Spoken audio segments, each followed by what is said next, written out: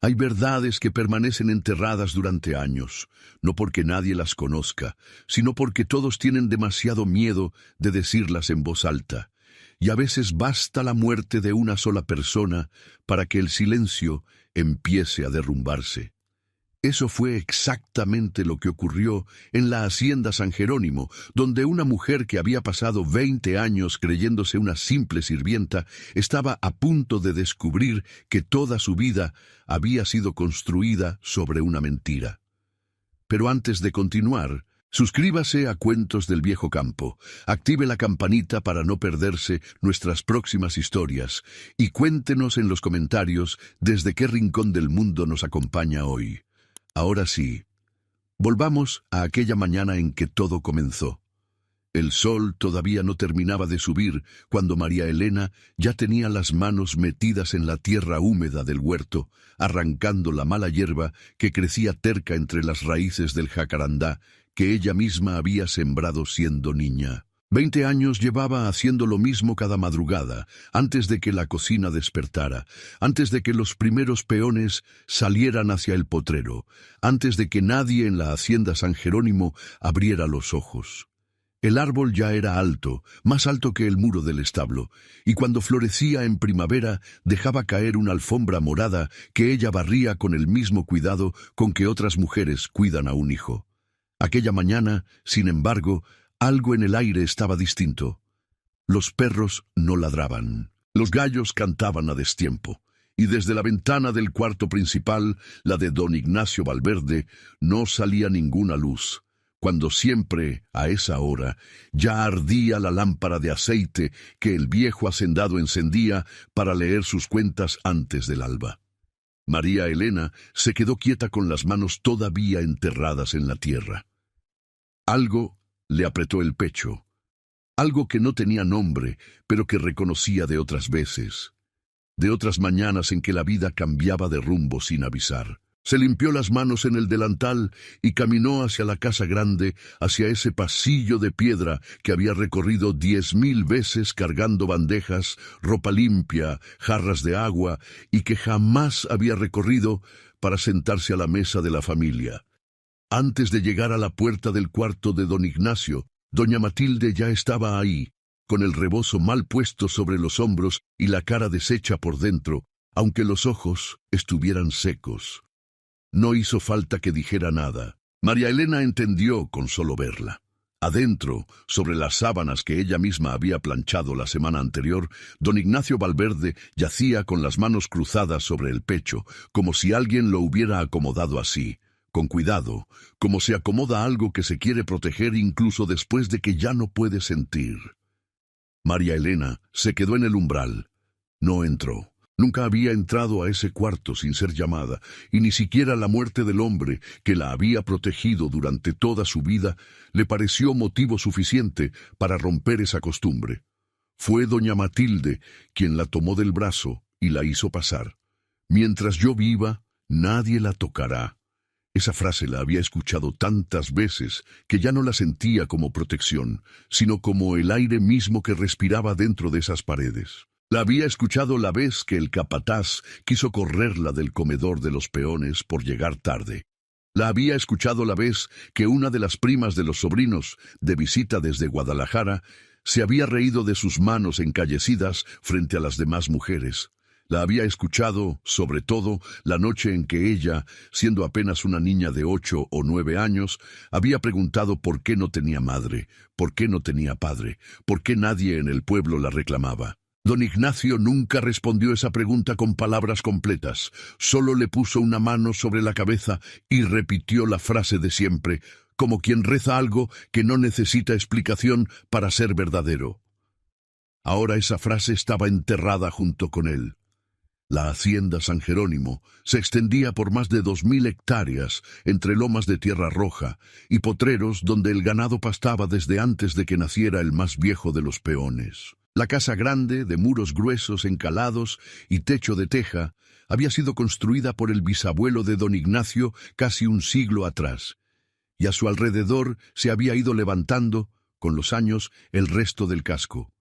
La troje, el establo, La capilla pequeña donde el padre Anselmo oficiaba misa una vez al mes y las habitaciones humildes de los sirvientes, apenas separadas de la cocina por un pasillo estrecho de piedra. Los bugambilias trepaban por los muros exteriores en cascadas moradas y rosadas, y en las tardes de verano el aroma del maguey y del pino que bajaba de la sierra se mezclaba con el olor del maíz recién tostado en los comales de la cocina. En ese mundo, María Elena había crecido sin ceremonias ni celebraciones, pero tampoco sin cariño del todo. Recordaba, entre las pocas memorias tiernas que guardaba de su infancia, las tardes en que don Ignacio, ya entrada la vejez, la llamaba a su despacho con el pretexto de que le ayudara a ordenar unos papeles, y terminaba enseñándole a leer con paciencia, letra por letra, usando los mismos libros de cuentas que llevaba la hacienda.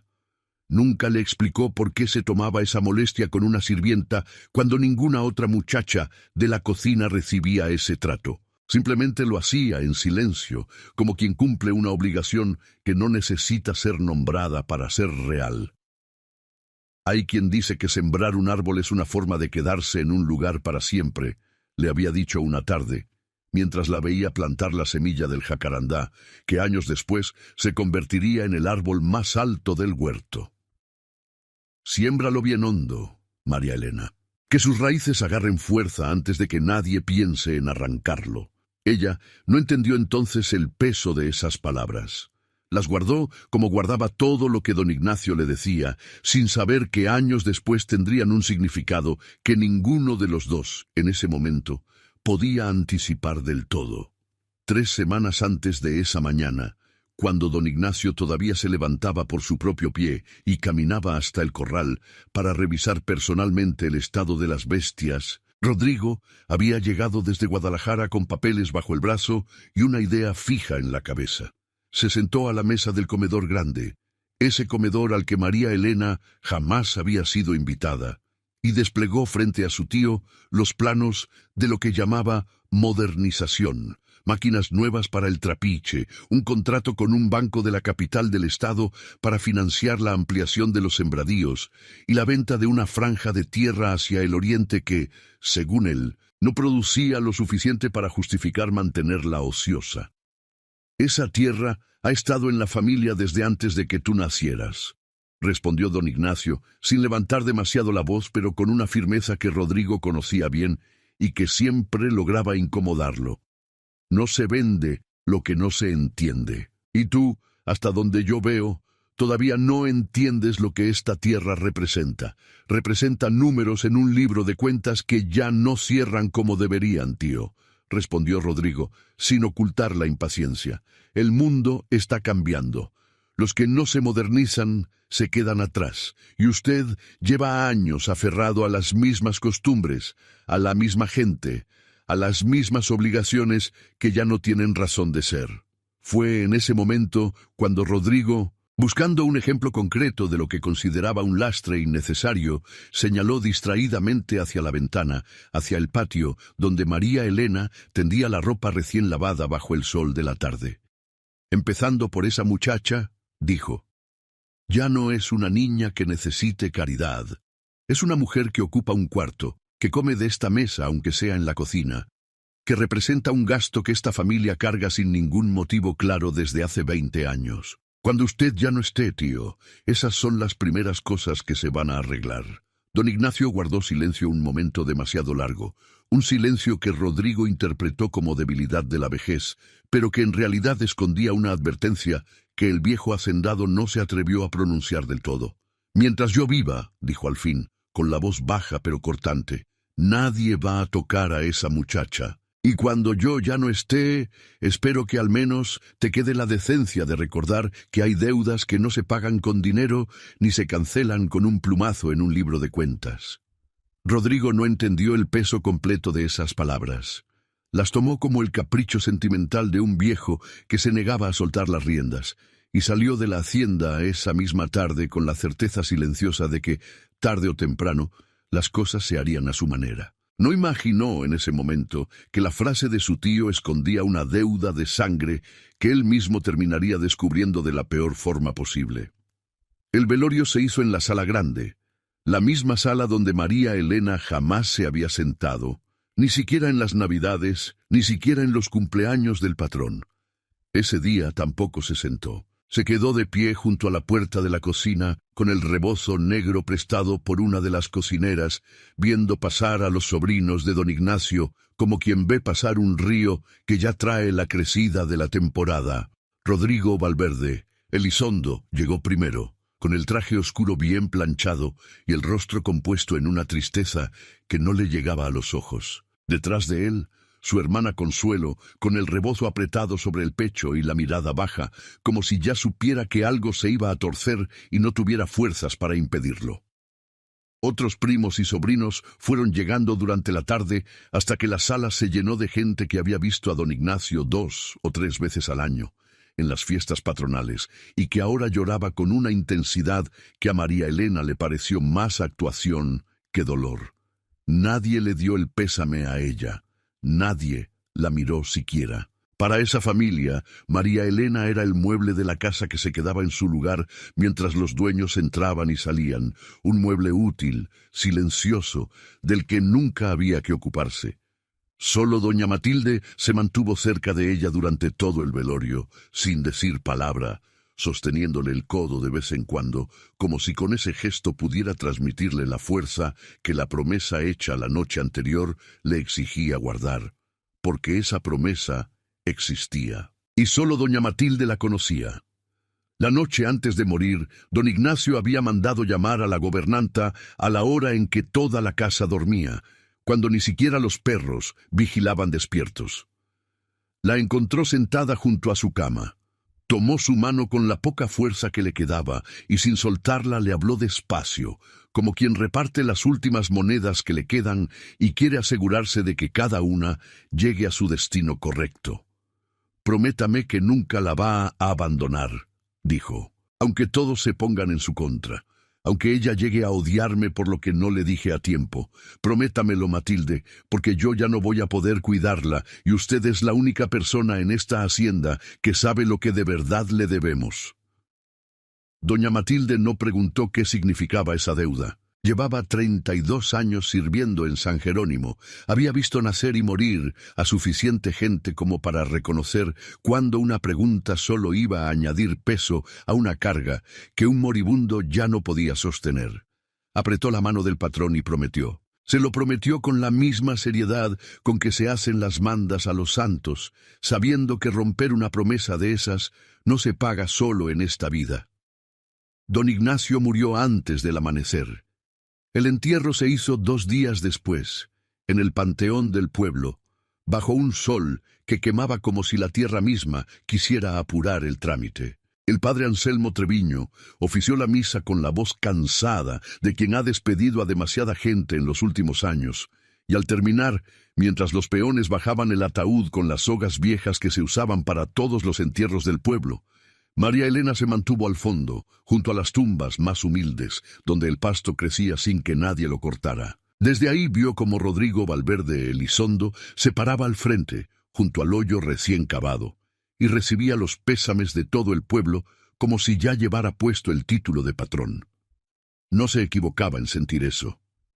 Esa misma tarde, apenas la comitiva regresó a la hacienda y los últimos invitados se despidieron con sus abrazos de compromiso, Rodrigo mandó llamar al mayordomo y ordenó que se reunieran todos los sobrinos en el despacho de don Ignacio, el mismo cuarto donde el viejo hacendado guardaba sus libros de cuentas y donde, hasta hacía apenas 2 días, nadie más que él tenía permitido entrar.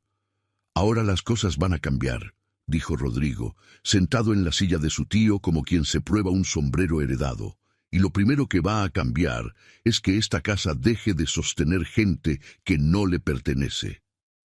Consuelo, sentada al fondo del despacho con las manos sobre el regazo, quiso decir algo. Abrió la boca. La volvió a cerrar. Nadie notó el gesto, o si alguien lo notó, prefirió no darle importancia. Así había sido siempre con Consuelo, la que veía las cosas venir y las dejaba pasar, la que sentía el peso de la injusticia en el estómago, pero jamás encontraba la voz para nombrarla en voz alta. Esa misma tarde, 2 peones que trabajaban a las órdenes directas de Rodrigo entraron al cuarto de las empleadas y sacaron las pocas pertenencias de María Elena: un baúl pequeño de madera, 2 vestidos, un rebozo de lana y una caja de lata donde guardaba semillas secas del jacarandá, por si algún día tenía que sembrar otro en otro lugar. Todo eso fue arrojado al patio de tierra, frente a la mirada de los demás sirvientes, que bajaron la cabeza porque sabían que protestar les costaría el mismo destino. «Usted nunca perteneció a esta casa», le dijo Rodrigo, parado en el umbral con los brazos cruzados. «Mi tío tuvo la caridad de recogerla, pero la caridad no es herencia. La hacienda es de la familia. Y usted, hasta donde yo sé, no es familia de nadie». María Elena no lloró frente a él. Se agachó, recogió sus cosas del suelo polvoso, las metió de vuelta al baúl con manos que temblaban por dentro, aunque el rostro se mantuviera quieto, y caminó hacia el portón principal sin decir una palabra. Detrás de ella, algunos de los peones más viejos se persignaron en silencio, como quien ve pasar un entierro que todavía camina. Doña Matilde la alcanzó en el camino, ya fuera de las tierras de la hacienda, cuando el sol empezaba a caer detrás de los cerros y el polvo del camino se teñía de naranja. «No te voy a dejar sola», le dijo sin más explicación. Y por la forma en que lo dijo, con una firmeza que no admitía réplica, María Elena entendió que aquellas palabras no nacían de la lástima, sino de algo más antiguo, algo que todavía no alcanzaba a comprender. Esa noche durmieron las dos en la casa de una prima lejana de doña Matilde, en el pueblo de Ixtlahuacán, sobre un petate prestado, escuchando los ladridos de los perros del vecindario y el silbido del viento que bajaba de la sierra. María Elena no preguntó nada. Estaba demasiado cansada, demasiado rota por dentro, para hacer las preguntas que llevaba toda la vida guardando. Pero doña Matilde, mirando el techo de vigas viejas, ya sabía que el silencio se le estaba acabando.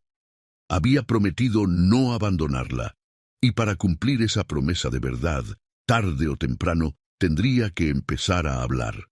Los primeros días fuera de la hacienda fueron los más duros que María Elena recordaba desde que tenía memoria. Consiguió trabajo lavando ropa ajena en el río que bajaba de la sierra, y cuando eso no alcanzaba, vendía tortillas hechas a mano en el mercado del pueblo, sentada en el suelo con un rebozo extendido y las manos cuarteadas por el jabón y el nixtamal.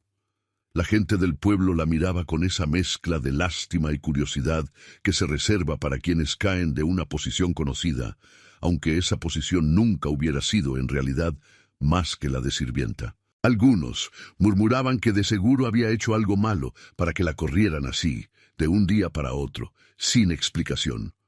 Otros, los menos, recordaban con cariño a la muchacha callada, que siempre tenía las manos ocupadas, y el jacarandá más bonito de toda la región. Hubo una tarde, hacia la tercera semana, en que María Elena estuvo a punto de rendirse por completo. Había llovido durante 2 días seguidos, un aguacero terco que arruinó buena parte de las tortillas que llevaba al mercado y que le impidió lavar ropa en el río, y esa noche, sentada bajo el techo de láminas que goteaba en 3 lugares distintos, contó las pocas monedas que le quedaban y entendió que no alcanzaban ni para comprar maíz suficiente para el día siguiente. Pensó, por primera vez, desde que la habían corrido, en buscar trabajo en Guadalajara, en desaparecer hacia una ciudad donde nadie conociera su historia, donde pudiera empezar de cero sin cargar el peso de haber sido la muchacha que toda la región compadecía a medias.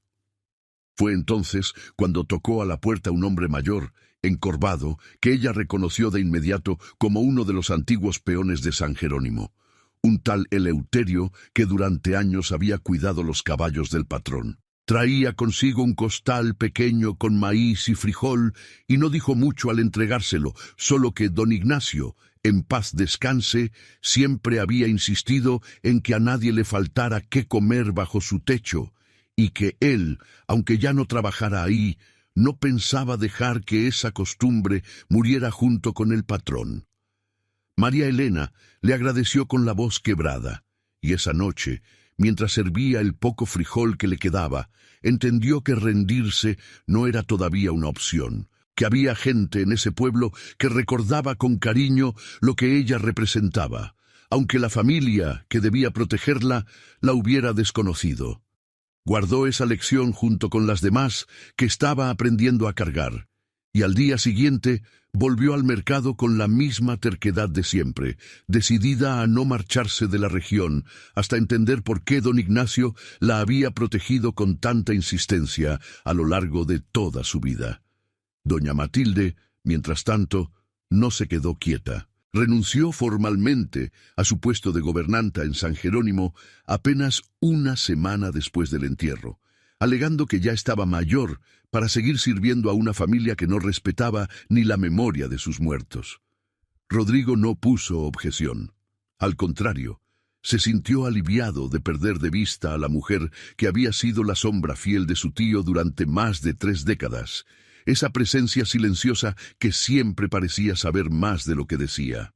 Y sabía más, en efecto. Pero antes de decir nada, doña Matilde empezó a moverse con el sigilo de quien ha aprendido, a lo largo de una vida entera de servicio, que las verdades grandes se construyen ladrillo por ladrillo, no de un solo golpe.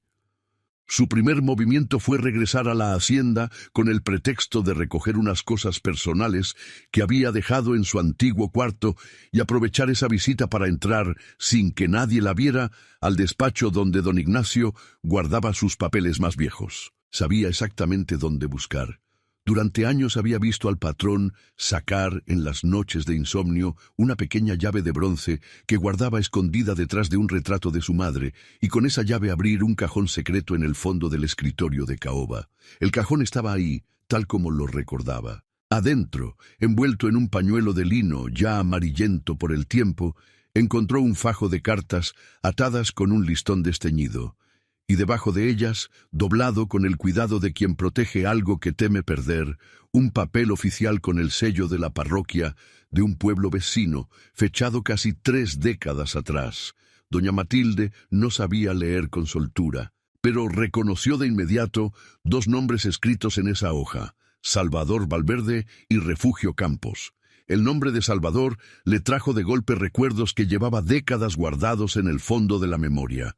Salvador había sido el hermano menor de don Ignacio, el más joven de los 3 hijos varones del viejo patriarca don Aurelio Valverde padre, el mismo que había fundado la fortuna de la familia con mano dura y poca compasión. El segundo de los 3 hermanos, Emiliano Valverde, ya fallecido también para entonces, había sido el padre de Rodrigo y de Consuelo, motivo por el cual ambos llevaban el apellido Valverde por línea paterna y eran, en efecto, sobrinos legítimos de don Ignacio y primos de sangre de la propia María Elena, aunque ninguno de los 2 lo supiera todavía. Salvador había muerto joven, en los últimos coletazos de la violencia que siguió a la Revolución, cuando todavía existían bandas armadas que asolaban los caminos entre pueblos, y su muerte siempre se había contado en la familia como un accidente trágico, casi una nota al pie en la historia de los Valverde.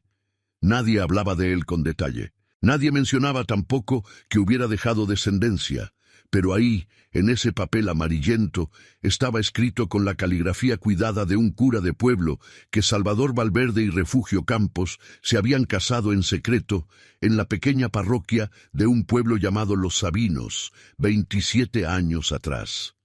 Doña Matilde guardó el pañuelo con las cartas y el papel dentro de su rebozo, cerró el cajón con la misma llave, la devolvió a su escondite detrás del retrato y salió de la hacienda con el corazón latiéndole tan fuerte que temió que alguien pudiera escucharlo desde afuera de su pecho. Esa noche, sentada en la casa prestada de Ixtlahuacán, mientras María Elena dormía después de otro día agotador vendiendo tortillas en el mercado, doña Matilde desató el listón desteñido y empezó a leer, letra por letra, con la paciencia de quien no domina del todo la lectura, pero entiende que ahí adentro está la llave de todo lo que necesita comprender. Las cartas eran de Salvador, dirigidas a su hermano mayor Ignacio, escritas en los meses antes de su muerte. En ellas, Salvador hablaba de su amor por una muchacha llamada Refugio, hija de un jornalero de la hacienda vecina, y de su decisión de casarse con ella a pesar de la oposición furiosa de su padre, que consideraba aquella unión una vergüenza para el apellido Valverde. Le pedía a Ignacio, en varias de las cartas, que guardara el secreto, que lo protegiera del viejo patriarca hasta que él encontrara la manera de presentar a Refugio como su esposa legítima, con la cabeza en alto, sin miedo. En una de las cartas del medio, fechada apenas unos meses antes de su muerte, Salvador escribía sobre lo mucho que admiraba a su hermano mayor, sobre la confianza ciega que depositaba en él, a pesar de saber que Ignacio, siendo el primogénito, cargaba con la obligación de complacer al padre de una manera que a Salvador, por ser el menor, nunca se le había exigido con la misma dureza. «Hermano», escribía, «sé que un día vas a heredar todo esto, y sé que cuando ese día llegue vas a tener que decidir entre lo que nuestro padre te enseñó y lo que tu propio corazón te dicta. Yo confío en que vas a escoger bien, aunque te cueste, porque de los dos siempre fuiste tú el que tuvo el valor de ver más allá de lo que este apellido nos exige». Doña Matilde sintió, al leer esas líneas, el peso doble de la tragedia que se había gestado en esa familia. No solo la traición hacia Refugio y hacia la hija que dejó, sino la traición silenciosa que el propio Ignacio se había hecho a sí mismo con el paso de los años, protegiendo a medias, con miedo, la confianza que su hermano menor había depositado en él con una fe casi ciega. En la última carta, fechada apenas 2 semanas antes de su muerte, Salvador escribía que Refugio estaba embarazada y que ese hijo o hija llevaría el apellido Valverde con orgullo, pasara lo que pasara con el resto de la familia. Doña Matilde cerró los ojos un momento. Ahora entendía, aunque solo a medias, por qué don Ignacio había repetido una y otra vez, año tras año, la misma frase protectora sobre una muchacha que todos creían huérfana recogida por caridad. Entendía también que ese entendimiento apenas era el comienzo y que para completar la historia iba a necesitar algo más que cartas viejas guardadas en un cajón secreto. Necesitaba testigos. Necesitaba a alguien que hubiera visto con sus propios ojos lo que había pasado después de la muerte de Salvador, cuando el viejo patriarca decidió qué hacer con la viuda y el hijo que llevaba en el vientre. Durante las semanas siguientes, doña Matilde se dedicó a recorrer los pueblos cercanos a San Jerónimo, hablando con antiguos trabajadores de la hacienda que ya se habían jubilado o que habían buscado empleo en otras tierras. La mayoría no recordaba nada, o preferían no recordar, porque los recuerdos de aquella época estaban demasiado enredados con el miedo que el viejo patriarca había sembrado en todos los que trabajaron bajo su mano. Pero un nombre empezó a repetirse, casi siempre en voz baja, casi siempre acompañado de un gesto de la cabeza hacia algún rincón lejano de la sierra. El nombre de Nicanora Pardo, la comadre que había atendido casi todos los partos de la región durante más de 40 años. Antes de emprender el camino hacia la sierra, doña Matilde decidió hablar primero con el capataz más viejo de la hacienda, un hombre llamado Cirilo Bautista que llevaba más de 40 años trabajando la tierra de los Valverde y que, a pesar de su avanzada edad, todavía vivía en un jacal cercano al casco de la hacienda, tolerado por costumbre más que por utilidad. Lo encontró sentado a la sombra de un mezquite, tallando un yugo de madera con la paciencia de quien ya no tiene prisa por nada. «Yo conocí al joven Salvador», le dijo el viejo capataz, sin que doña Matilde tuviera siquiera que preguntar directamente, como si llevara años esperando la oportunidad de contarlo. Era distinto a los demás Valverde. No le gustaba mandar a gritos. Se sentaba con nosotros a comer cuando el padre no estaba mirando, y cuando se enamoró de la Refugio Campos, hija de uno de los jornaleros de la hacienda vecina, no lo escondió por vergüenza, sino por miedo a lo que su padre pudiera hacerle a ella si se enteraba antes de tiempo. Doña Matilde sintió que el corazón se le aceleraba. «¿Usted sabe qué pasó después de que Salvador murió?», preguntó.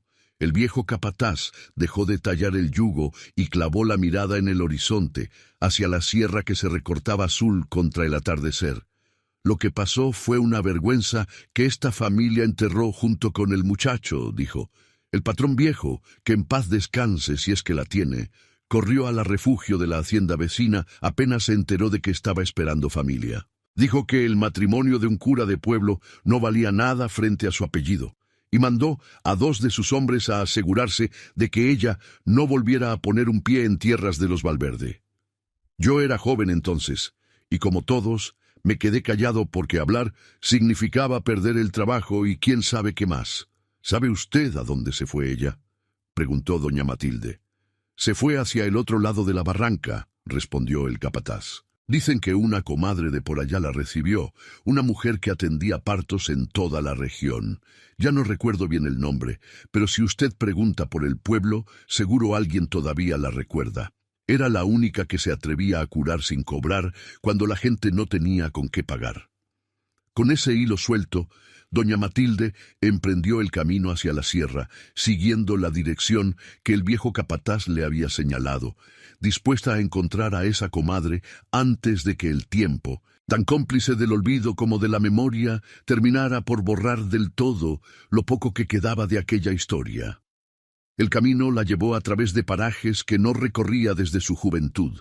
Veredas angostas flanqueadas de nopales y magueyes que crecían silvestres entre las rocas, y de vez en cuando el canto lejano de una chachalaca rompía el silencio pesado del mediodía. Caminó durante horas bajo un sol que le quemaba la nuca a pesar del rebozo, deteniéndose únicamente para beber agua de los pocos manantiales que conocía de memoria, y en cada paso sentía crecer dentro de ella una mezcla extraña de urgencia y de miedo, la certeza de que estaba a punto de tocar una verdad que llevaba toda una vida esperando ser dicha, y que una vez pronunciada iba a cambiar para siempre el destino de la única persona que le importaba proteger. Pensó, mientras caminaba, en todas las veces que había visto a don Ignacio mirar a María Elena con esa mezcla de ternura y de culpa que nunca había sabido explicarse del todo. Pensó también en su propia vida, en los 32 años que había entregado al servicio de esa familia, primero por necesidad y después, casi sin darse cuenta, por un cariño genuino hacia un hombre que, a pesar de sus silencios y de sus cobardías, jamás había dejado de intentar hacer lo correcto, aunque siempre lo hiciera demasiado tarde y de la manera más torcida posible. Ahora entendía que su lealtad hacia don Ignacio y su lealtad hacia María Elena no eran caminos distintos, sino la misma promesa vista desde 2 ángulos diferentes, y que cumplir con una significaba inevitablemente cumplir también con la otra. Encontrar a Nicanora no fue sencillo. Vivía retirada en un jacal a las afueras de un pueblo diminuto, más allá de la barranca, en una zona donde el camino se volvía apenas un sendero de cabras, entre magueyes y huizaches. Doña Matilde caminó 2 horas bajo el sol para llegar, y cuando por fin encontró a la anciana sentada frente a su puerta, deshojando mazorcas con manos nudosas, tuvo que sentarse a su lado un buen rato, en silencio, antes de que la mujer aceptara hablar. «Yo la recibí a esa niña con estas manos», dijo Nicanor al fin, sin dejar de deshojar el maíz, como si contar la historia mientras trabajaba le diera la distancia necesaria para no quebrarse. Su madre, la pobre Refugio, ya venía mal desde antes del parto. La habían corrido de la hacienda de los Valverde apenas se supo que Salvador había muerto. Dijeron que su matrimonio no valía nada, porque nadie más que el cura de los Sabinos lo había firmado, y que un papel de pueblo chico no contaba frente a la palabra del patrón grande. La sacaron con lo puesto. Vino a parar aquí, a este pueblo, sin nada, embarazada de 7 meses, trabajando de lo que podía para no morirse de hambre. Doña Matilde sintió que el estómago se le apretaba. «¿Y usted la atendió hasta el final?», preguntó. «Hasta el final», confirmó Nicanora, y por primera vez levantó la vista del maíz. «Se nos fue con las fiebres, 3 días después de que naciera la niña. No tenía a nadie que la ayudara a sanar. No tenía dinero para el médico del pueblo grande. Yo hice lo que pude con mis hierbas, pero contra esas fiebres no hay hierba que alcance cuando el cuerpo ya está tan cansado de sufrir». «¿Y la niña?», preguntó doña Matilde, aunque ya sabía la respuesta. aunque llevaba semanas cargando esa respuesta sin terminar de creerla del todo. La niña se quedó conmigo casi 6 años, dijo Nicanora. Yo la crié como pude, con lo que sobraba de mis propios hijos, hasta que un día llegó un hombre de la hacienda San Jerónimo, un hombre joven, bien vestido, que dijo ser hermano del padre de la niña. Vino solo, sin avisar a nadie, y me preguntó por ella. Le mostré a la criatura, se quedó mirándola un rato largo, como quien busca en una cara la cara de alguien que ya no está, y al final me pidió llevársela. Dijo que la iba a cuidar, que nadie sabría quién era en realidad, que era más seguro así. ¿Y usted lo dejó?, preguntó doña Matilde, aunque el tono de la pregunta no llevaba reproche, solo la necesidad de entender. Yo ya no podía darle lo que esa niña necesitaba, dijo Nicanora, y por primera vez la voz se le quebró un poco. Él tenía tierras, tenía casa, tenía cómo alimentarla.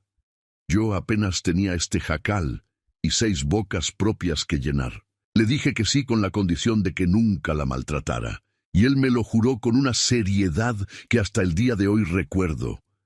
Me dijo una frase que no se me ha olvidado. Me dijo, mientras yo viva, nadie la va a tocar. Doña Matilde sintió que se le cerraba la garganta. Ahí estaba, confirmada por boca de una desconocida, la misma promesa que había escuchado de labios de don Ignacio la noche antes de morir, la misma frase que María Elena había cargado toda su vida sin entender de dónde nacía tanta protección. Antes de irse, doña Matilde le preguntó a Nicanora si estaría dispuesta a repetir esa historia frente a un notario, si hiciera falta. La anciana la miró un largo rato, con esos ojos que habían visto nacer y morir a media región, y asintió despacio. «Ya estoy vieja para tenerle miedo a los Valverde», dijo. «Lo único que me faltaba era que alguien viniera a preguntarme». Con esa promesa guardada, doña Matilde regresó al pueblo, pero el camino de vuelta ya no se sentía tan pesado como el de ida. Sin embargo, sabía que 2 testimonios y un fajo de cartas no eran suficiente para enfrentar a una familia con el poder y las conexiones de los Valverde. Necesitaba el documento original, el registro oficial de aquel matrimonio celebrado en Los Sabinos, porque el papel que había encontrado en el despacho de don Ignacio, aunque genuino, bien podía ser tachado de falsificación o de copia manipulada si alguna vez llegaba a un tribunal. Fue el padre Anselmo quien le dio la pista que necesitaba. Cuando doña Matilde acudió a la parroquia del pueblo a pedir consejo, sin revelar todavía la magnitud de lo que había descubierto, el viejo cura recordó que, años atrás, la diócesis había ordenado que todos los registros de matrimonios, bautizos y defunciones de las parroquias pequeñas de la región se copiaran y archivaran también en la notaría civil del pueblo grande, como parte de una reforma administrativa impulsada después de la Revolución, para evitar que los documentos de las comunidades rurales se perdieran con el tiempo o, como sucedía a menudo, se destruyeran convenientemente cuando algún interesado tenía motivos para hacerlos desaparecer. Con esa información, doña Matilde se presentó ante el notario Fidencio Lugo, un hombre mayor, de gestos pausados y mirada aguda, que llevaba más de 30 años llevando los registros civiles de la región y que recordaba, aunque fuera vagamente, el apellido Valverde asociado a más de un litigio de tierras a lo largo de su carrera. Cuando doña Matilde le explicó, con la voz temblorosa pero firme, lo que estaba buscando, el notario no hizo preguntas innecesarias. Simplemente la llevó hasta el cuarto trasero de su despacho, donde se apilaban, en estantes de madera carcomida por el tiempo, los libros de registros civiles de las últimas 5 décadas. Tardaron casi 3 horas en encontrarlo, pero ahí estaba, en el libro correspondiente al año en que Salvador Valverde y Refugio Campos se habían casado en la parroquia de Los Sabinos, la copia oficial del acta de matrimonio, con los sellos correspondientes de la diócesis y del gobierno civil, sin ninguna duda sobre su autenticidad. Doña Matilde salió de la notaría con las piernas temblando, no de miedo, sino de una emoción contenida durante tanto tiempo que finalmente empezaba a tener forma y nombre. Ahora tenía las cartas, tenía el testimonio de Nicanor Pardo y tenía el acta de matrimonio original. Lo único que le faltaba era decidir cuándo y cómo revelarle todo esto a María Elena, sabiendo que la verdad, una vez dicha, no se podría retirar jamás, y que esa muchacha que había pasado la vida entera creyéndose huérfana de nadie, estaba a punto de descubrir que había sido desde el principio hija legítima de un Valverde y sobrina de sangre del mismo hombre que la había protegido en secreto sin decírselo nunca. La noche en que doña Matilde decidió hablar, un viento frío bajaba de la sierra y hacía crujir el techo de láminas de la casa prestada en Ixtlahuacán.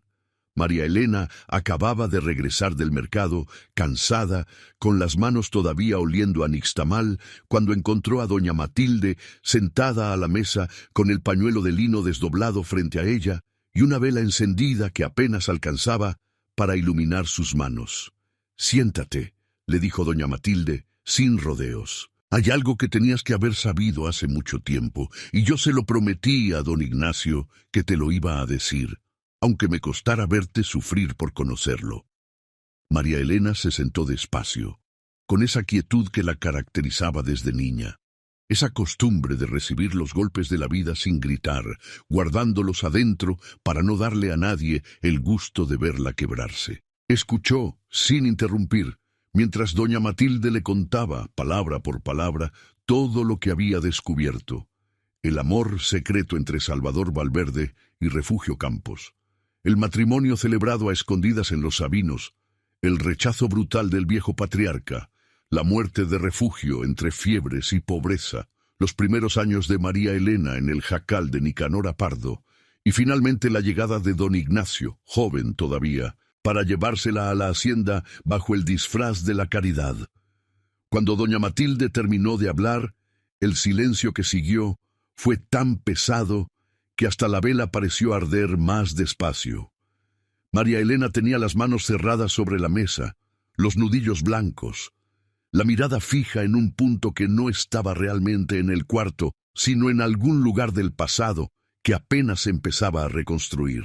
Toda su vida había cargado la pregunta de por qué nadie la reclamaba, por qué don Ignacio la protegía sin explicación, por qué jamás le habían permitido sentarse a la mesa, aunque él nunca permitiera que nadie la humillara del todo.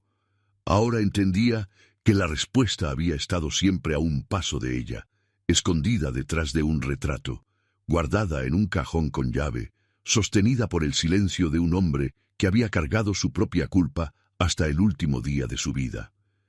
«Él sabía», dijo María Elena al fin, con la voz apenas un susurro.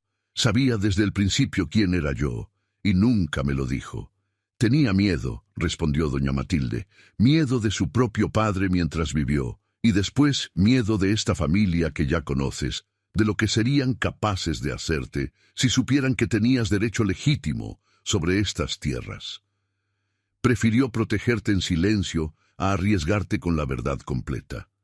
No sé si hizo bien, pero sé que te quiso, a su manera torcida y cobarde, más de lo que jamás quiso a los sobrinos que hoy te echaron de tu propia casa». «Mi propia casa», repitió María Elena, y algo en esas tres palabras la quebró por dentro de una forma distinta a como se había quebrado el día que la corrieron. Aquel día había sentido el dolor de la injusticia sin nombre. Ahora sentía el dolor de saber que la injusticia tenía nombre, apellido y una historia entera detrás que le habían robado el derecho de conocer. Esa noche, María Elena no lloró frente a doña Matilde. Salió al patio trasero de la casa prestada, se sentó en el suelo de tierra bajo un cielo cargado de estrellas, y ahí, sola, dejó que el llanto le saliera de un lugar que llevaba toda una vida cerrado con candado. Lloró por su madre, a quien nunca conoció y de quien apenas ahora sabía el nombre completo. Lloró por su padre, muerto antes siquiera de saber que ella existiría. Lloró por don Ignacio, que la había protegido con la mano izquierda, mientras con la derecha guardaba silencio sobre la verdad que le pertenecía. Y lloró también por las humillaciones calladas de tantos años, por cada vez que había bajado la cabeza frente a los sobrinos, creyendo que no tenía derecho a levantarla. Cuando por fin volvió adentro, con los ojos hinchados, pero la mirada distinta, más firme, le hizo a doña Matilde una sola pregunta. ¿Qué necesitamos hacer para que esto se sepa? Mientras doña Matilde recorría caminos de terracería en busca de testigos olvidados, Rodrigo avanzaba con sus propios planes en la hacienda, convencido de que la muerte de su tío por fin le daba libertad para hacer lo que durante años se le había negado.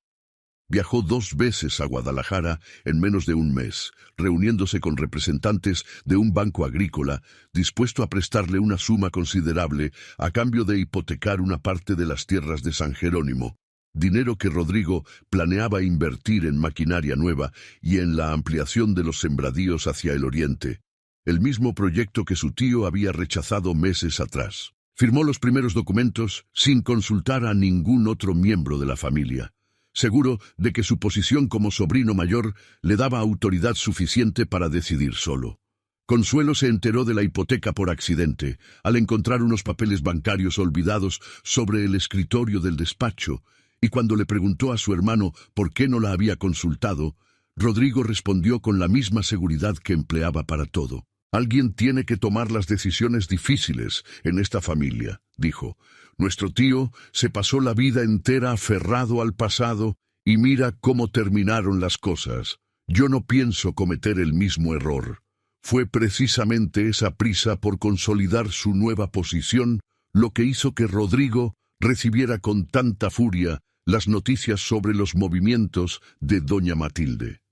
No solo temía perder una parte de las tierras si la historia de Salvador resultaba cierta. Temía, sobre todo, que la hipoteca recién firmada, sumada a un litigio de herencia, terminara por hundir sus planes de modernización antes siquiera de comenzar, y que el pueblo entero, que ya lo observaba con la desconfianza reservada para los recién llegados al poder, encontrara en ese escándalo la confirmación de que jamás debió heredar la responsabilidad de la hacienda.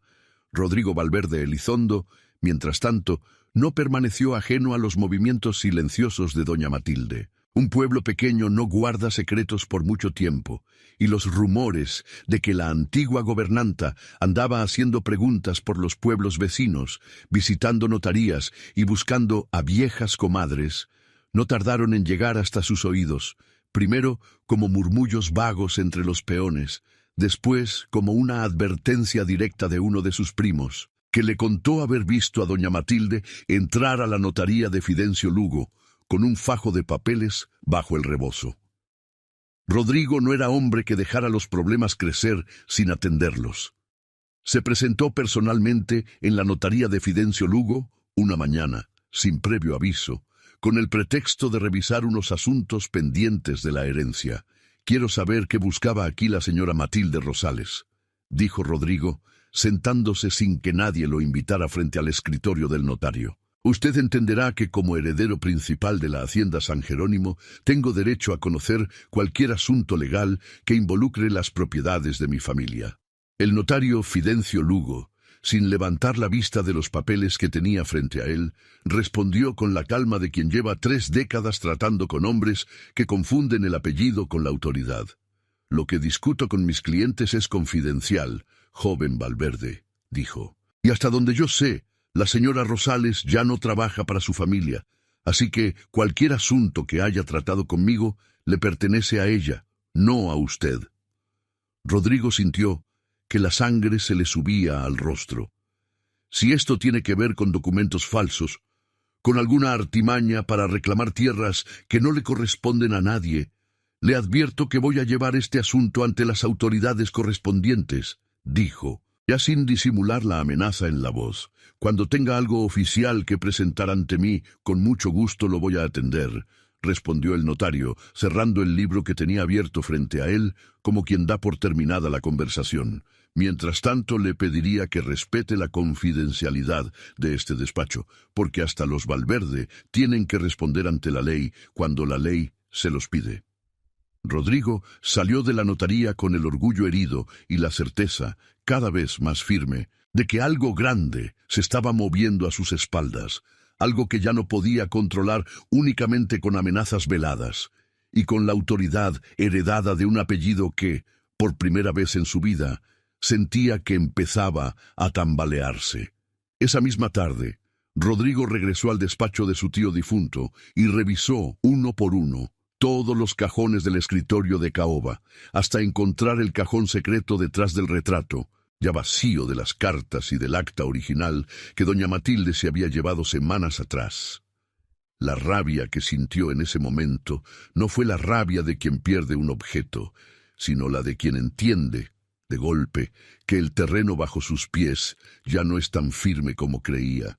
Convocó a su hermana Consuelo esa misma noche, en el mismo despacho, con la puerta cerrada. «Esa mujer sabe algo», le dijo, sin necesidad de aclarar a quién se refería. «Y si sabe algo de nuestro tío Salvador, algo relacionado con esa muchacha, tenemos que actuar antes de que llegue más lejos». Consuelo, que llevaba semanas cargando una inquietud que no lograba nombrar del todo, sintió que las palabras de su hermano confirmaban algo que ella misma había empezado a sospechar, sin atreverse a decirlo en voz alta. Recordaba, de niña, haber escuchado a su abuelo referirse a Salvador con una amargura que nunca terminó de entender, un rencor que parecía demasiado grande para un simple accidente de camino. Recordaba también, más recientemente, la forma en que don Ignacio miraba a María Elena cuando creía que nadie más lo observaba, una mirada que no era la mirada de un patrón hacia una sirvienta, sino algo más parecido a la culpa de quien debe una disculpa que nunca llega a pronunciar. «¿Y si es verdad?», se atrevió a preguntar Consuelo. «¿Y si esa muchacha de verdad es familia nuestra?». «Eso no cambia nada», respondió Rodrigo con sequedad. «Aunque fuera verdad, un papel viejo de un pueblo perdido no vale nada frente a lo que nosotros ya poseemos legalmente. Las tierras están a nuestro nombre desde que murió el tío. Nadie nos las va a quitar por una historia de hace 20 años que ni siquiera se puede comprobar del todo». Días después de esa conversación con su hermano, incapaz de conciliar el sueño con la inquietud que le crecía por dentro, Consuelo acudió sola a la capilla pequeña de la hacienda buscando al padre Anselmo con la esperanza de que sus palabras le ayudaran a ordenar lo que sentía. Lo encontró acomodando los cirios del altar y sin preámbulos le confesó la duda que la carcomía. «Padre, si yo sospechara que mi familia cometió una injusticia hace muchos años y callarlo significa proteger lo poco que tengo, ¿qué se supone que debo hacer?», preguntó con la voz apenas audible en el silencio de la capilla. El padre Anselmo dejó de acomodar los cirios y la miró con la paciencia de quien ha escuchado confesiones de todo tipo a lo largo de una vida entera de sacerdocio. «El silencio también es una decisión, hija», respondió, «y como toda decisión tiene consecuencias que no siempre se ven de inmediato, pero que tarde o temprano pesan sobre la conciencia de quien calla. Dios no le va a pedir cuentas por lo que hicieron sus abuelos. Se la va a pedir por lo que usted decida hacer ahora que ya sabe, o al menos sospecha la verdad». Consuelo salió de la capilla esa tarde sin una respuesta clara, pero con la certeza creciente de que el silencio que había sostenido durante tantos años ya no le sería posible mantenerlo por mucho más tiempo. Esa incertidumbre la acompañó como una sombra constante durante las semanas que siguieron, hasta el día en que finalmente tendría que decidir, frente a todo el pueblo, de qué lado de la verdad quería quedarse.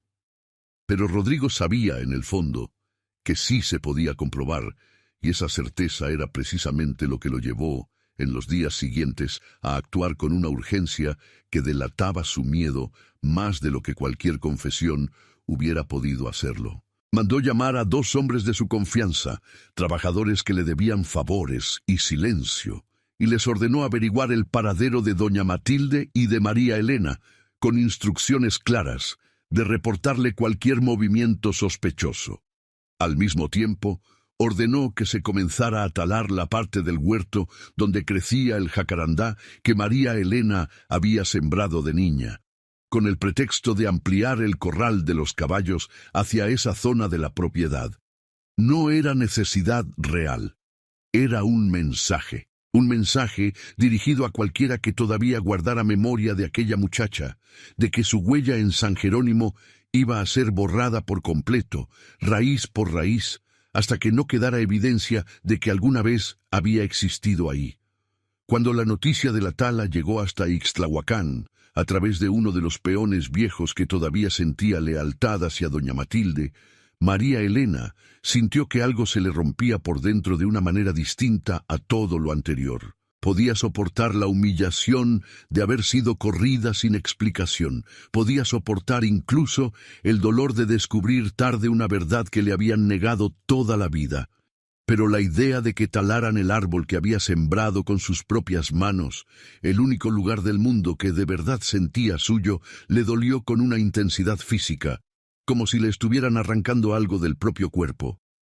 Esa misma noche, sin decirle nada a doña Matilde, caminó casi 3 horas de vuelta hacia San Jerónimo, evitando el camino principal por miedo a cruzarse con alguno de los hombres de Rodrigo, hasta llegar al muro bajo que separaba el huerto del resto de la propiedad.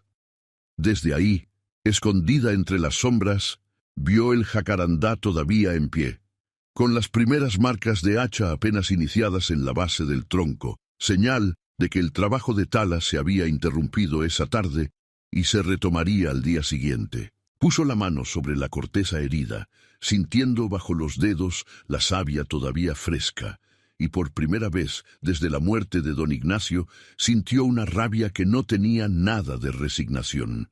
«No te van a tumbar», le susurró al árbol, como quien le habla a un ser vivo capaz de entender. «Ni a ti ni a mí nos van a arrancar de esta tierra sin pelear». Regresó a Ixtlahuacán antes del amanecer, con los pies llenos de ampollas y el vestido rasgado por las ramas de huizache que había tenido que cruzar en la oscuridad, pero con una determinación nueva que doña Matilde reconoció de inmediato en su mirada cuando la vio entrar por la puerta. «No van a cortar ese árbol», dijo, con una firmeza que doña Matilde no le había escuchado antes. «Ni ese árbol ni nada más de lo que me pertenece por derecho. Ya no voy a esperar a que alguien más decida por mí». Antes de esa noche de revelaciones, doña Matilde había pasado varias jornadas enteras debatiendo consigo misma si de verdad debía hablar. No temía la reacción de María Elena, sino el peso mismo de la verdad, la posibilidad de que al nombrarla en voz alta terminara por destruir lo poco que le quedaba a la muchacha. La memoria tranquila de un hombre que la había cuidado, aunque fuera de manera imperfecta y tardía. Se preguntó más de una vez si no sería mejor dejar que el pasado siguiera enterrado, que María Elena rehiciera su vida en algún otro pueblo sin cargar con el peso de una herencia disputada y de una familia que ya había demostrado de lo que era capaz. Pero cada vez que la duda la visitaba, doña Matilde recordaba la mano temblorosa de don Ignacio apretando la suya aquella última noche, y el sonido de su voz pidiéndole que no la abandonara, aunque eso significara remover un silencio viejo de más de 2 décadas. Entendía, con la claridad que solo da la vejez y el servicio fiel, que abandonar no era solo dejar de cuidar a alguien en el día a día. Abandonar también era callar una verdad que le pertenecía por derecho, dejar que la mentira de una familia entera siguiera pesando sobre los hombros de la única persona inocente en toda esa historia. Fue esa certeza, más que cualquier otra cosa, la que finalmente la empujó a desdoblar el pañuelo de lino sobre la mesa y empezar a hablar. Fue en ese momento, sentadas frente a la vela que ya se consumía casi por completo, cuando decidieron que había llegado la hora de enfrentar directamente a la familia Valverde, no con miedo, sino con la fuerza de la verdad completa y de los documentos que la sostenían. El plan que trazaron esa noche era sencillo en su estructura, pero arriesgado en su ejecución. Necesitaban reunir en un solo lugar y frente a testigos de peso todas las pruebas que doña Matilde había recuperado durante semanas de investigación silenciosa. Las cartas de Salvador, el testimonio directo de Nicanor Pardo y el acta de matrimonio certificada por el notario Fidencio Lugo. Necesitaban también que ese encuentro sucediera de manera pública, ante testigos que la familia Valverde no pudiera silenciar ni comprar, porque sólo así la verdad tendría fuerza suficiente para sostenerse frente al poder económico y social de los sobrinos. Antes de trazar cualquier plan, sin embargo, doña Matilde consideró que había una deuda pendiente que no podía esperar más. Llevó a María Elena hasta el jacal de Nicanora Pardo, al otro lado de la barranca, para que las dos mujeres se conocieran por fin cara a cara. El encuentro fue silencioso al principio. Nicanora se quedó mirando a María Elena durante un largo rato, con esos ojos cansados que habían visto nacer a media región, buscando en sus facciones adultas los rasgos de la niña que había criado durante 6 años en ese mismo jacal.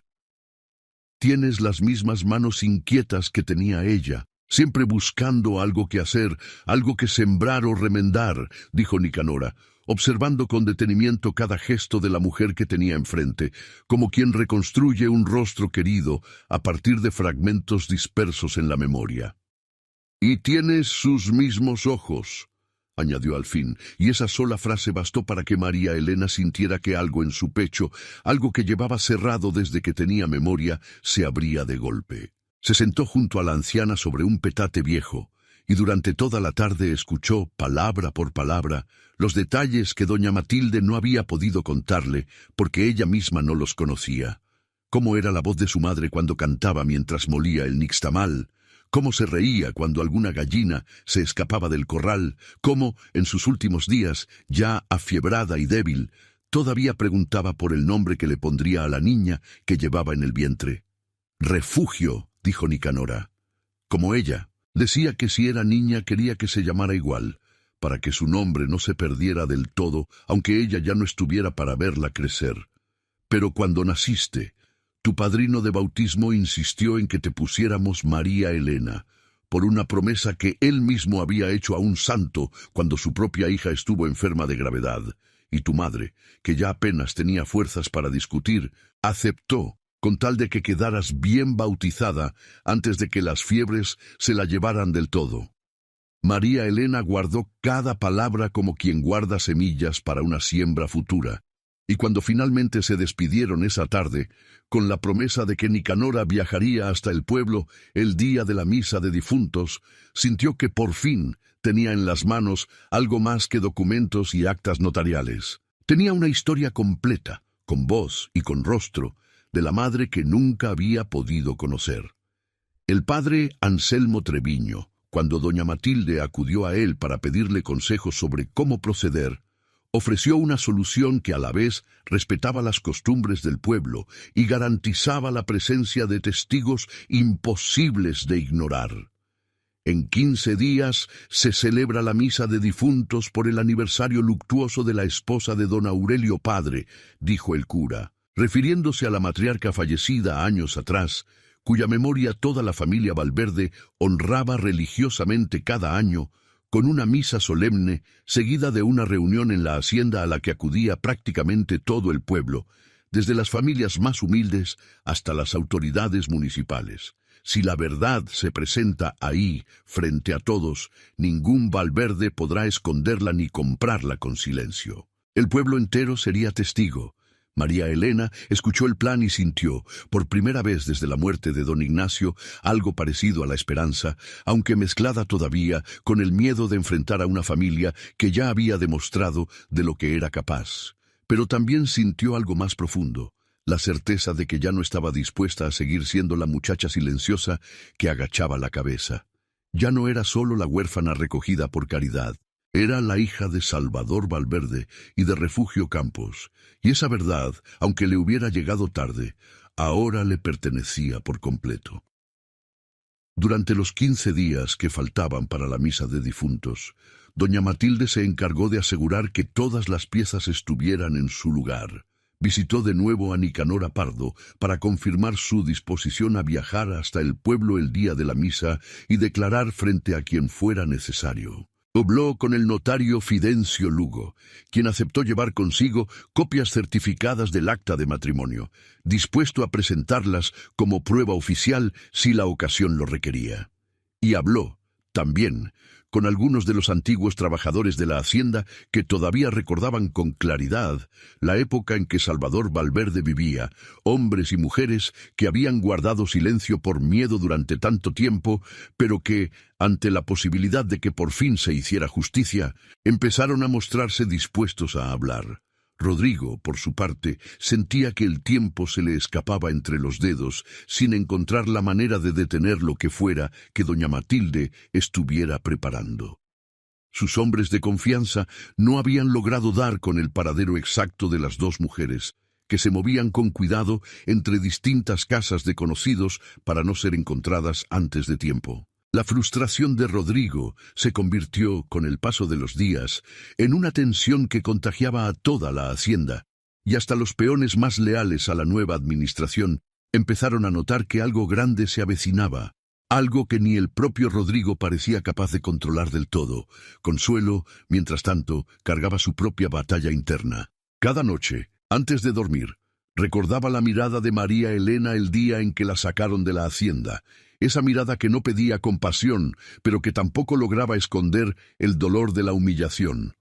Recordaba también las palabras que su tío Ignacio solía repetir sobre la protección hacia esa muchacha, palabras que ahora, con lo que sospechaba, cobraban un sentido distinto y más profundo. Sabía que si la verdad salía a la luz, su propia posición dentro de la familia y sus propias tierras heredadas quedarían en entredicho. Pero sabía también que el silencio que había guardado durante tantos años ya empezaba a pesarle como una piedra que no la dejaba dormir tranquila. Una semana antes de la misa, Rodrigo, cada vez más desesperado por controlar lo que se le escapaba de las manos, decidió actuar de manera directa. Se presentó en el mercado del pueblo un día de tianguis, cuando María Elena vendía sus tortillas sentada en el suelo como todas las mañanas, y se paró frente a ella con la sombra alargada por el sol de la tarde. «Todavía estás a tiempo de dejar esto en paz», le dijo sin levantar la voz, pero con una amenaza clara debajo de cada palabra. «Puedo ofrecerte una cantidad de dinero suficiente para que te vayas de esta región y empieces una vida nueva en otro lado, lejos de historias viejas que solo van a traerte problemas. Piensa bien lo que decides, porque una vez que esto llegue frente a todo el pueblo, ya no hay marcha atrás para ninguno de los dos». María Elena levantó la vista, sin ponerse de pie, sin dejar que la sombra de Rodrigo la hiciera sentir pequeña como tantas veces antes. «No quiero su dinero», dijo. «Quiero lo que siempre debió ser mío. Y usted mejor que nadie sabe que no estoy inventando nada». Rodrigo se quedó un momento más, como esperando alguna señal de duda que nunca llegó, y finalmente se retiró entre la gente del mercado que había observado la escena en silencio, algunos con curiosidad, otros con la incomodidad de quien reconoce que está presenciando algo más grande de lo que aparenta, y otros más, los menos, con una admiración callada hacia la muchacha que había sido capaz de sostenerle la mirada al heredero de los Valverde sin temblar ni bajar la cabeza. Esa misma tarde, alguien le llevó a María Elena un pequeño envoltorio de tela, dejado discretamente en la puerta de la casa prestada, sin nota ni remitente. Adentro encontró un vestido sencillo pero de buena tela, del tipo que ella jamás había podido comprarse. Y aunque nunca lo confirmó del todo, siempre sospechó que había sido Consuelo quien lo había enviado, como una disculpa silenciosa que todavía no encontraba las palabras para decirse en voz alta. Los 15 días de espera se sintieron, para todos los involucrados, más largos que los meses que los habían precedido. Doña Matilde revisó una y otra vez, cada noche antes de dormir, que las cartas, el acta de matrimonio y las declaraciones firmadas por Nicanora Pardo estuvieran completas y en orden, guardadas dentro de una bolsa de cuero que no se separaba de su lado ni siquiera para dormir. María Elena, por su parte, pasó esos días entre el trabajo del mercado y largas caminatas por los alrededores de Ixtlahuacán, ensayando en silencio las palabras que diría si finalmente se le presentaba la oportunidad de hablar frente a toda la familia Valverde, aunque sabía, en el fondo, que ninguna palabra ensayada sería tan poderosa como la verdad misma, sostenida por documentos oficiales. La noche anterior a la misa, Ninguna de las dos mujeres logró dormir bien. María Elena se levantó antes del amanecer y caminó hasta el corral prestado donde guardaban las pocas gallinas de la casa, sintiendo el mismo nudo en el estómago que había sentido 20 años atrás, siendo niña, cada vez que algo importante estaba por suceder. Se puso el único vestido decente que le quedaba, el mismo que había recibido días atrás por medio de una tercera persona, como gesto de disculpa silenciosa que ella sospechaba venía de Consuelo, y se trenzó el cabello con el mismo cuidado con que antes arreglaba las flores para la mesa de los Valverde, aunque nunca se hubiera sentado a comer en ella. Doña Matilde, por su parte, se vistió de luto riguroso, como correspondía a la ocasión, y antes de salir de la casa, se detuvo un momento frente al espejo pequeño y manchado que colgaba de la pared, recordando la primera promesa que don Ignacio le había hecho a Nicanora hacía tantos años, y la que ella misma había heredado en el último aliento del patrón, sintiendo, por primera vez en semanas, que estaba a punto de cumplirlas del todo. Llegó, por fin, el día de la misa de difuntos. El pueblo entero se congregó en la iglesia principal, la misma donde apenas semanas atrás se había celebrado el funeral de don Ignacio, y el padre Anselmo ofició la misa con la solemnidad de siempre, mientras la familia Valverde ocupaba las primeras bancas con la dignidad calculada de quien sabe que todo el pueblo los observa. Rodrigo, vestido de riguroso luto, encabezaba la fila con Consuelo a su lado, y ninguno de los dos imaginaba todavía lo que estaba por suceder. Al terminar la misa, la costumbre marcaba que toda la comitiva se trasladara a la hacienda San Jerónimo para la reunión que seguía cada año, con comida, bebida y el intercambio de condolencias tardías que en realidad servía, más que nada, para que la familia reafirmara su posición social frente al resto del pueblo. Fue justo cuando la gente empezaba a acomodarse en el patio grande de la hacienda, bajo los árboles que don Ignacio había plantado décadas atrás, cuando doña Matilde entró por el portón principal, con paso firme, seguida de María Elena, de Nicanora Pardo apoyada en un bastón, y del notario Fidencio Lugo, con un portafolios bajo el brazo. El silencio que cayó sobre el patio fue instantáneo. Todas las miradas se volvieron hacia la muchacha que hasta hacía apenas unas semanas trabajaba en las cocinas de esa misma casa, la muchacha que había sido expulsada sin explicaciones el mismo día que enterraron al patrón, y que ahora regresaba con la cabeza en alto, vestida con sencillez, pero con una dignidad que ninguno de los presentes recordaba haberle visto antes. Rodrigo, al verla, sintió que la sangre se le subía a la cara. «¿Quién te dio permiso de entrar a esta propiedad?», dijo, avanzando hacia ella con pasos rápidos, la voz cargada de una furia que ya no se molestaba en disimular frente a los invitados. «No necesito su permiso», respondió María Elena sin bajar la mirada. «Estoy aquí porque tengo derecho de estar aquí». Y antes de que doña Matilde o el notario dieran un paso más, antes de que ningún papel saliera del portafolios, María Elena se adelantó ella misma hacia el centro del patio, frente a los ojos de todo el pueblo que la había visto servir mesas durante años, sin nombre propio. «Me llamo María Elena Valverde Campos», dijo, con la voz temblando, pero sin quebrarse. «Soy hija de Salvador Valverde y de Refugio Campos. Si me equivoco, si lo que digo no es cierto, que alguien aquí me lo demuestre ahora mismo delante de todos, y yo misma voy a salir por ese portón sin volver a poner un pie en esta tierra. Pero si tengo razón, quiero que sea este pueblo, y no un juzgado en Guadalajara, el que lo escuche primero». Nadie respondió de inmediato. Rodrigo abrió la boca para protestar, pero algo en la firmeza de esa muchacha, plantada sola en medio del patio sin más respaldo que su propia palabra, lo hizo dudar un instante antes de hablar. Un instante que bastó para que el pueblo entero entendiera que ahí no había una acusación cualquiera. Fue solo entonces, con la apuesta ya hecha en voz alta y sin posibilidad de retirarla, cuando doña Matilde dio un paso al frente para sostener con papeles lo que María Elena acababa de arriesgar con su propio nombre.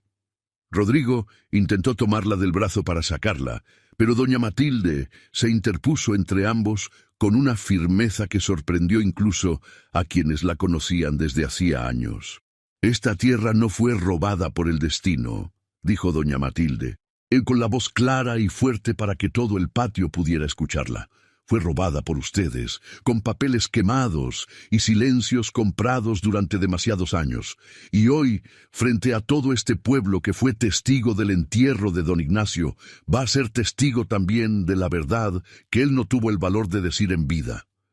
El murmullo entre los invitados creció como una ola. El notario Fidencio Lugo dio un paso al frente y, sin necesidad de que nadie se lo pidiera, abrió su portafolios y sostuvo en alto el acta de matrimonio certificada, explicando con voz pausada, profesional, lo que ese documento representaba. La unión legítima y legalmente registrada entre Salvador Valverde, hermano de don Ignacio, y Refugio Campos, celebrada 27 años atrás en la parroquia de los Sabinos. Esta muchacha se llama María Elena Valverde Campos, dijo el notario, pronunciando el nombre completo por primera vez frente a todos, con la voz firme pero sin gritar, dejando que el silencio del patio hiciera el resto del trabajo. Es hija de Salvador, y lo que tienen ustedes que decidir hoy, delante de todo este pueblo, es si van a seguir tratándola como si no lo fuera. Entre los invitados, algunas de las mujeres mayores se llevaron las manos al pecho, y varias empezaron a susurrar entre ellas, recordando en voz baja fragmentos de aquella historia vieja que siempre habían intuido, pero que nunca se habían atrevido a nombrar completa.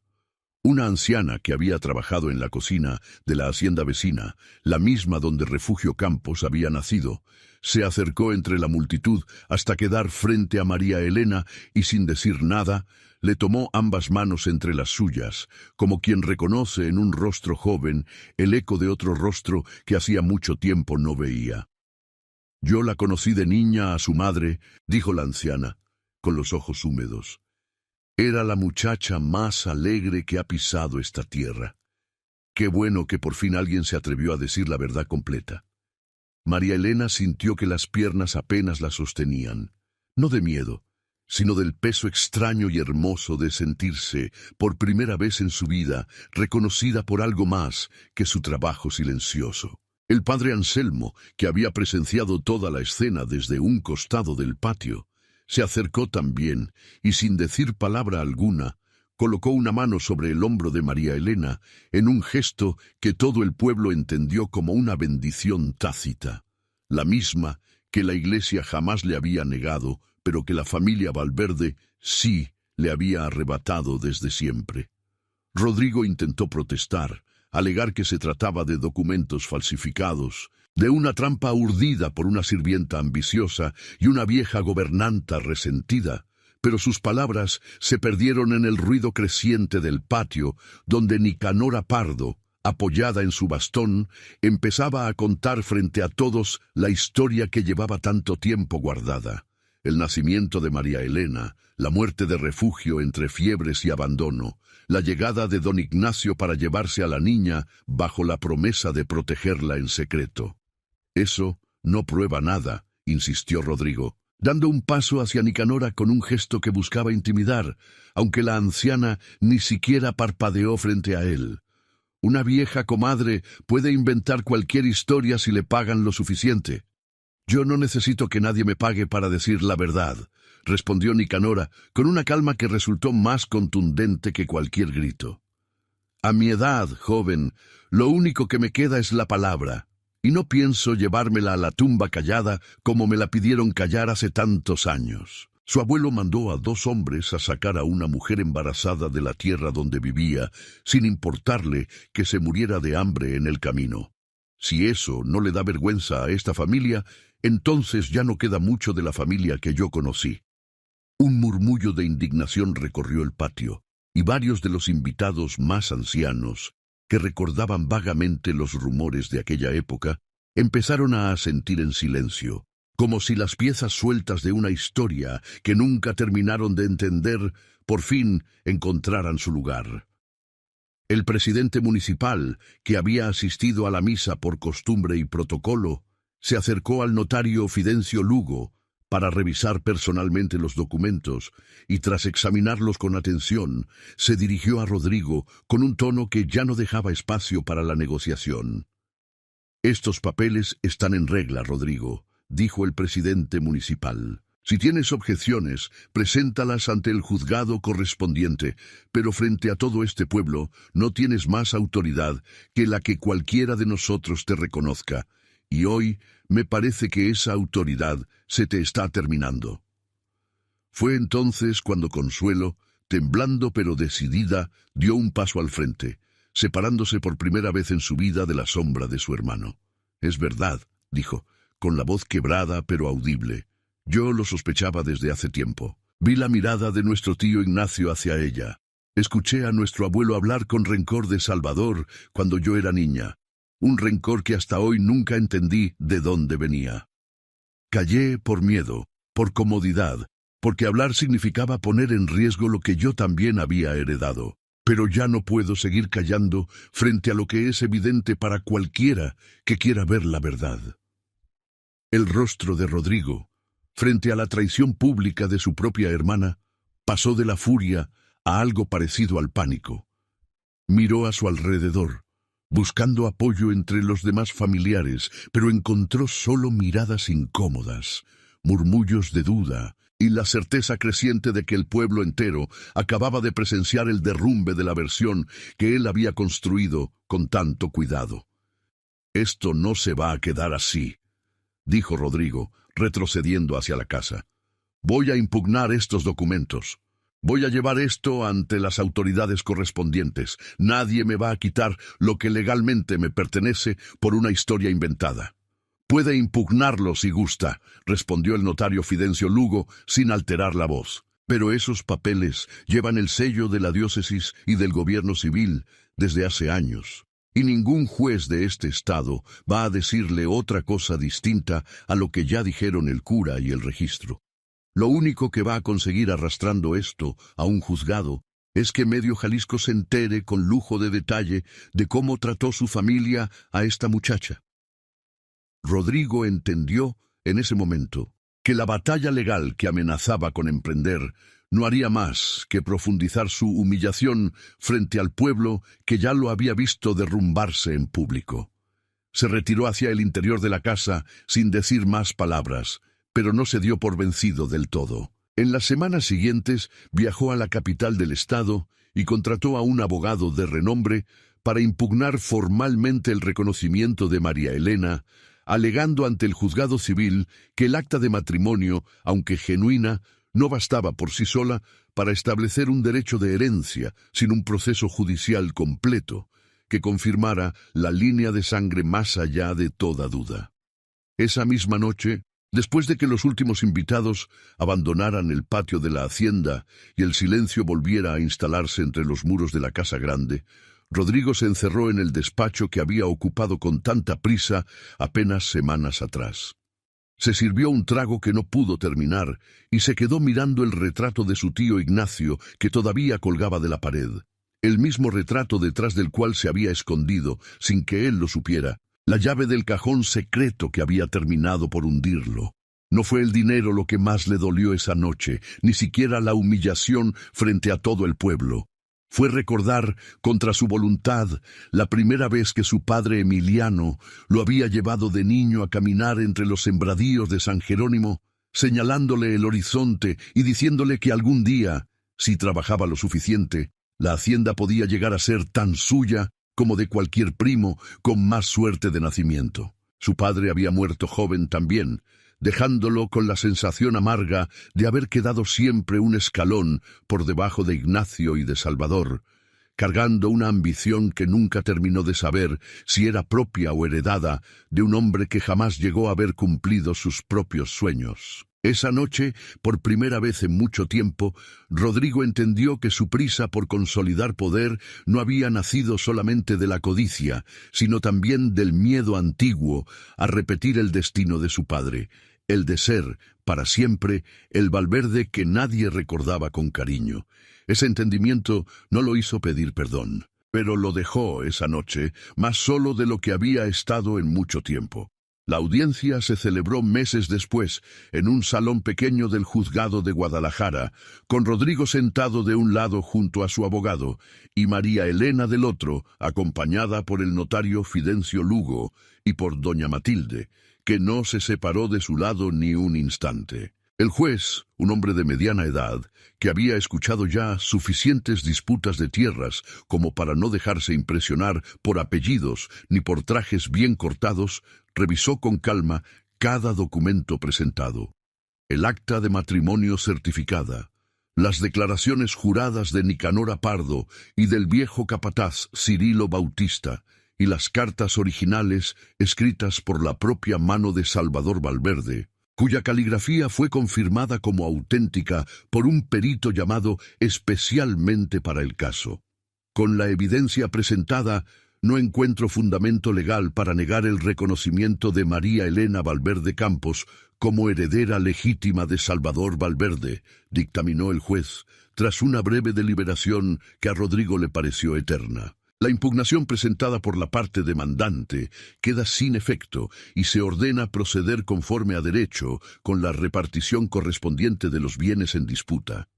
Rodrigo salió de esa sala sin decir una palabra, con el rostro pálido y la mandíbula apretada, consciente de que ya no le quedaban recursos legales ni sociales para revertir lo que el destino, con ayuda de una promesa cumplida contra todo pronóstico, finalmente había puesto en su lugar. Terminó por aceptar, con amargura pero sin más opciones, un acuerdo que reconocía a María Elena Valverde Campos como heredera legítima de una parte sustancial de las tierras de San Jerónimo, incluida la sección donde crecía el jacarandá que había sembrado de niña.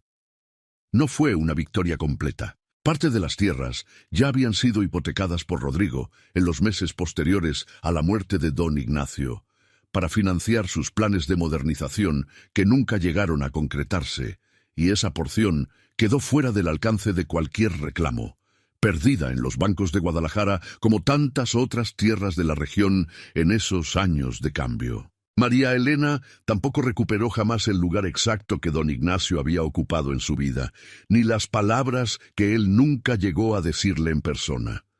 La justicia que finalmente llegó fue una justicia con costo real, incompleta, marcada por lo que se había perdido en el camino tanto como por lo que se había recuperado.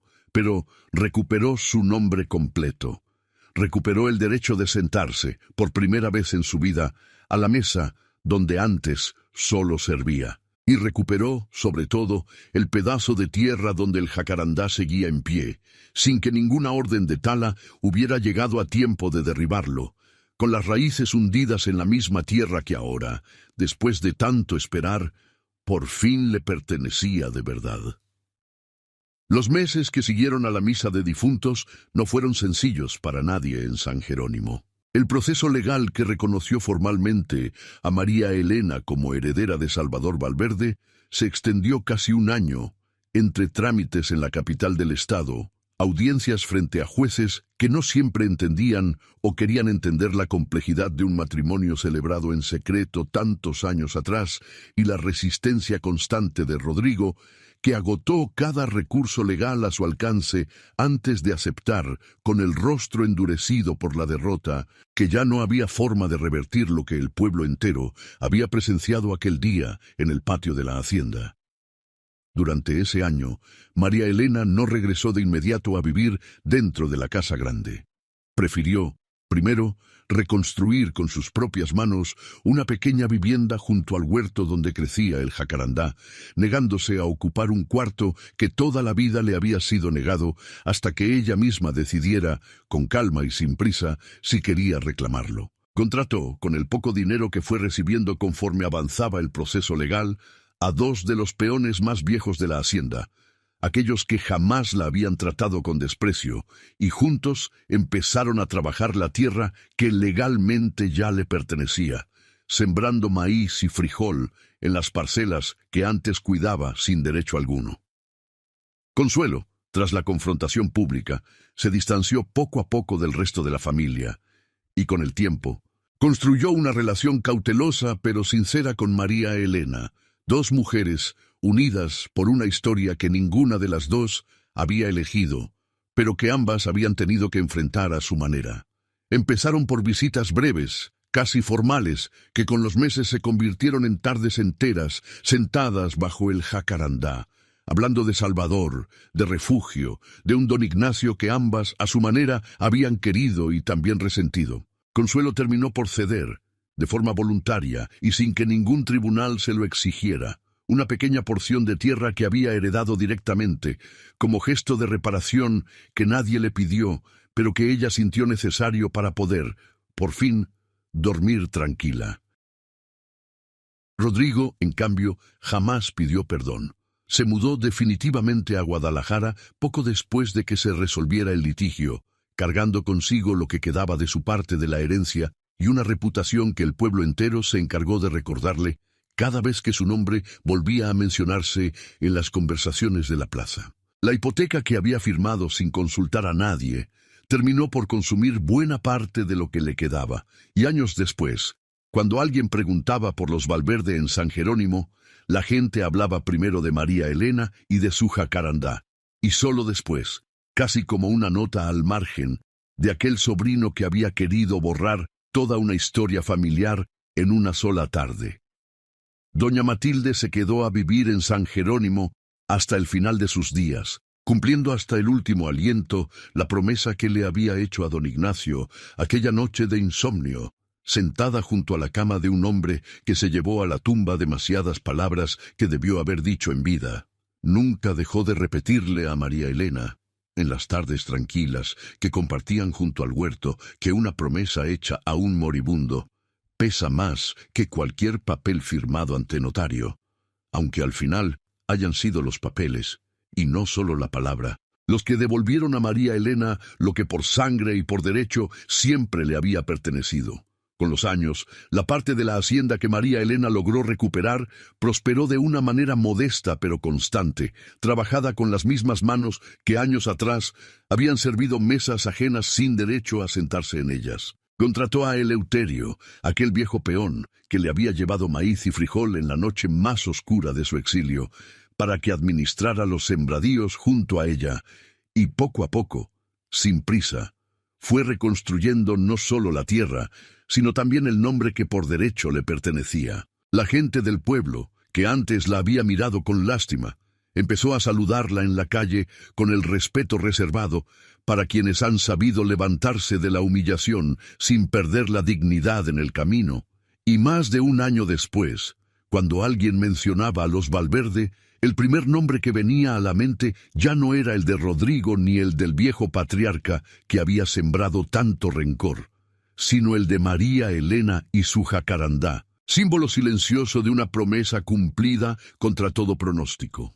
Y cada primavera, cuando el jacarandá dejaba caer su alfombra morada sobre la tierra que por fin era suya, María Elena se sentaba bajo sus ramas y recordaba que la herencia más grande que había recibido no habían sido las tierras, ni el apellido, ni el reconocimiento tardío de un pueblo que durante toda su vida la había visto sin verla de verdad. La herencia más grande había sido la verdad misma, la que don Ignacio no tuvo el valor de entregarle en vida, pero que alguien más, con una promesa susurrada en la última noche, se había encargado de que llegara a su destino, tarde pero completa, imperfecta pero real. A veces, en esas tardes tranquilas bajo el árbol, doña Matilde se sentaba junto a ella, ya con el paso más lento y las manos más cansadas, y las dos mujeres compartían el silencio como quien comparte un secreto que ya no duele contar. No hacía falta hablar de don Ignacio en esos momentos. Bastaba con mirar el árbol, con sentir el aire cargado del aroma dulce de las flores caídas, para saber que ahí, en esa tierra recuperada, la promesa de una noche de insomnio finalmente había encontrado su lugar de descanso. Antes de despedirme por hoy, quiero preguntarle algo que nace directamente de lo que acabamos de recorrer juntos. ¿Alguna vez descubrió una verdad familiar que le cambió por completo la forma de entender su propia historia?